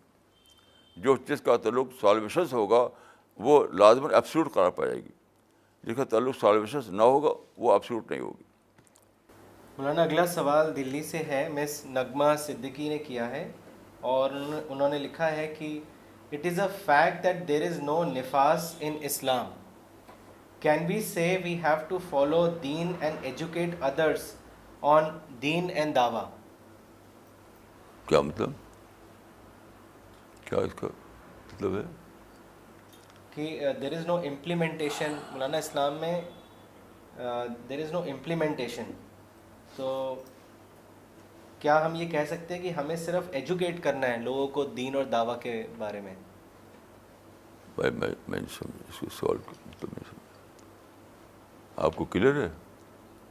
مولانا شاید وہ یہ جاننا چاہ رہی ہیں کہ جو امپلیمنٹیشن اکثر لوگ کرنے کی کوشش کرتے ہیں تو وہ اسلام میں نہیں ہے. اچھا اچھا, سمجھ گیا. مقصد یہ ہے کہ بس دین اور دعویٰ کے بارے میں. امپلیمنٹیشن کہتے ہیں اردو میں نفاذ. دیکھیے, ایک ہے نفاذ, ایک ہے پیروی. ایک ہے امپلیمنٹیشن, ایک ہے فالو کرنا. تو یاد رکھیے, جو بھی قرآن تعلیمات اسلام کی ہیں وہ سب کی سب پیروی کرنے کے لیے ہیں. پیروی کرنا, ان کو نافذ کرنا نہیں. البتہ اگر اللہ تعالیٰ ایسے حالات پیدا کریں کہ کہیں کسی مسلمان کو حاکم کا درجہ مل جائے, تو حاکم ہونے کی حیثیت سے اس کی فرض ہوگا کہ وہ دیکھے سماج میں کہ برائی نہ پھیلے, برائی میں اشاعت فحشہ نہ ہو. تو اگر اس کو اللہ تعالیٰ نے حاکم کی سیٹ پہ پہنچا دیا, تب یہ نہیں ہے کہ آپ حاکم بننے کے لیے تحریکیں چلائیں. دیکھیے, دونوں باتیں الگ الگ ہیں. ایک ہے حاکم بننے کی تحریک چلانا, وہ اسلام میں نہیں. لیکن اگر حالات کے تحت وہ مکناہم فی الارض, اللہ تعالیٰ ایسے حالات پیدا کرے کہ آپ حاکم کی سیٹ پہنچ جائیں, تو آپ کا یہ فرض ہوگا کہ آپ اشاعت فحشہ کو روکیں. مولانا اگلا سوال خواجہ کلیم الدین صاحب نے بھیجا ہے پینسلوینیا یو ایس اے سے. انہوں نے لکھا ہے کہ مولانا صاحب, I happen to read an article recently with the title does moderate Islam exist. The author was basically saying that there is no answer to the call to fight the people of the book until they pay jizya tax, which is mentioned in chapter 9 verse number 29 of Quran, which says qatilul lazina la yu'minuna billahi. Is it true that there is no explanation in the past for this ayat? If so, how should we understand this ayat? دیکھیے اس article پر اور اس آیت پر میں نے بہت ہی detail میں ایک article لکھا ہے جو ابھی بھیجا گیا ہے ان کو بھی، کلیم الدین صاحب کو، کئی لوگوں کو. اس کو آپ پڑھیے، اس کے بعد سوال بنائیے. ابھی بھی آپ نے دیکھا ہے وہ آرٹیکل؟ جی جی، ہاں، وار اینڈ پیس. وہ بہت ڈیٹیل میں ہے، وہ اس میں ساری باتیں ہیں، تو اس کو پڑھیے. مولانا اگلا سوال لیتے ہیں. یہ شکیر الرحمان صاحب نے دلی سے کیا ہے. انہوں نے لکھا ہے کہ I have heard that most of the Islamic scholars claim that a Muslim should be a fundamentalist towards anti-social elements in the society. How far is this statement valid in the present context? دیکھیے مسئلہ یہ ہے کہ کس آیت سے نکلی یہ بات. جب تک آپ وہ آیت نہ بتائیں تو میں اس بارے میں کیا کہہ سکتا ہوں. جو ایسا کہے تو اس کو وہ آیت پیش کرنا چاہیے، وہ حدیث پیش کرنا چاہیے، تب میں بتاؤں کہ اس حدیث کا کیا مطلب ہے، اس آیت کا کیا مطلب ہے. بغیر اس کے تو ہم کچھ بول نہیں سکتے اس کے اوپر. مولانا یہ آخری سوال ہے، شہاب حیدر صاحب نے کیا ہے دلی سے، اور انہوں نے لکھا ہے کہ مولانا you are right to suggest us to abstain from false religious ego. Yes, I agree with you to be free from gulu. But when conspiracy and enmity against the Islam exist, what should we do? Please advise. ہاں دیکھیے اس سوال کا جواب قرآن میں بالکل بہت ہی clear طور پر موجود ہے. آل عمران 120. اس آیت کے الفاظ یہ ہیں، وَإِن تَصْبِرُوا وَتَتَّقُوا لَا يَضُرُّكُمْ كَيْدُهُمْ شَيْئًا. جس میں لفظ قید جو ہے اس کے معنی وہیں سے کہتے ہیں کانسپریسی، معامرہ، سازش. اس کا مطلب ہے کہ اگر تمہارے اندر صبر کی صفت ہو اور تقوی کی صفت ہو تو لوگوں کی سازش تم کو کچھ بھی نقصان نہیں پہنچائے گی. اس کا معنی کیا ہے کہ ہمیں یہ دیکھنا چاہیے، یعنی یہ نہیں دیکھنا چاہیے کہ کوئی سازش کر رہا ہے، سازش کرنے والے سازش کرتے رہیں گے. چیز ہے کہ اس کا افیکٹو ہونا. قرآن یہ نہیں کہہ رہا ہے کہ سازش دنیا میں نہ ہوگی، یہ نہیں کہہ رہا ہے. سازش تو ہوگی. شیطان نے سازش کر کے آدم کو نکالا، حوا کو نکالا جنت سے. تو سازش یا conspiracy is part of nature. You can not remove conspiracy. یہ امپاسبل ہے. وہ ہمیشہ رہے گی. پیغمبر کے زمانے میں تھی، آدم کے زمانے میں تھی، آج بھی رہے گی. تو قرآن یہ بتاتا ہے کہ یہ مت دیکھو کہ دنیا میں کانسپریسی ہو رہی ہے، یہ دیکھو کہ تمہارے اندر صبر اور تقوی کی صفت ہے کہ نہیں. تو کیا کہ مسئلہ صبر اور تقوی کا نہ ہونا ہے، سازش کا ہونا یہ مسئلہ نہیں ہے. وہ تو رہے گا، that is part of nature. دنیا میں جب شیطان ہے، دنیا میں جب انسان کو آزادی ملی ہوئی ہے، انسان دنیا میں جب کلیش آف انٹرسٹ کا ماحول ہے تو لوگ کریں گے سازش. تو قرآن میں یہ نہیں کہیں کہا گیا ہے کہ دنیا میں سازش نہ ہوگی یا تم سازش کو ختم کرو، یہ کہیں نہیں ہے. سازش کو لڑ کر ختم کرو، یہ کہیں قرآن میں نہیں. بلکہ ایک اپنے اندر صبر کی اور تقوی کی صفت پیدا کرو تو سازش تمہارے لیے انیفیکٹو ہو جائے گی. تو قرآن کا فارمولہ یہ نہیں ہے، یاد رکھیے، کہ جہاں ہم سازش دیکھیں وہاں لڑ جائیں اس سے. جہاں ہم دیکھیں کہ یہاں کانسپریسی ہو رہی ہے تو اسے لڑائی چھوڑ دیں، یہ نہیں ہے قرآن. بلکہ جب بھی آپ دیکھیں کہ کہیں آپ کے خلاف کانسپریسی ہو رہی ہے تو اپنے لوگوں میں ڈھونڈیے کہ کہیں ایسا تو نہیں کہ صبر کم ہو گیا، تقوی کم ہو گیا. سو لیک آف صبر اینڈ تقوی is the problem. Presence of conspiracy is not the problem قرآن کے مطابق. یعنی صبر اور تقوی کا فقدان پرابلم ہے، سازش کی موجودگی پرابلم نہیں ہے. یا آپ آیت کو جا کر دیکھے گا قرآن مجید میں، آپ یہ بات اس میں آپ کلیئر ہو جائے گی آپ کو.